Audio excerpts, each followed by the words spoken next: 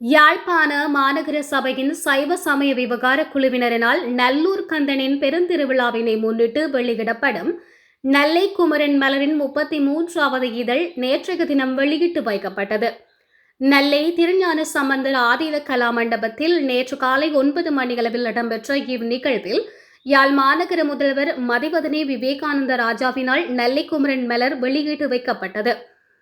யாழ்ப்பாண மாநகர சபையின் சைவ சமய விவகார குழு வழங்கி கௌரவிக்கின்ற யாழ் விருது இந்த ஆண்டு கோப்பாய் ஆசிரியர் கலாசாலை ஓய்வு நிலை விரிவுரையாளரும் உயிரியல் பாட ஆசிரியருமான சின்னத்தம்பி குணசீலனுக்கு வழங்கி வைக்கப்பட்டது. யாழ்ப்பாண மாநகர சபையின் சைவ சமய விவகார குழுவினரால் சைவத்திற்கும் தமிழுக்கும் சமூகத்திற்கும் தொண்டாற்றியவர்களை கௌரவித்து யாழ் விருது வருடா வருடம் வழங்கப்பட்டு வருகின்றமை குறிப்பிடத்தக்கது. இந்நிகழ்வில் யாழ் மாநகர ஆணையாளர் கிருஷ்ணேந்திரன், யாழ்ப்பாண மாவட்ட மேலதிக அரசாங்க அதிபர் ஹை சிவகரன், வீணாகான குருபீடத்தின் பீடாதிபதி சிவஸ்ரீ சபா வாசுதேவ குருக்கள், துர்காதேவி தேவஸ்தானத்தின் தலைவர் செஞ்சொட் செல்வர் ஆறு திருமுருகன், யாழ்ப்பாண பல்கலைக்கழக சட்டத்துறை தலைவர் ஹோசலை மதன், மாநகர சபையின் சைவ சமய விவகார குழு உறுப்பினர்கள், மாநகர சபை உறுப்பினர்கள், பொதுமக்கள் என பலரும் கலந்து கொண்டனர்.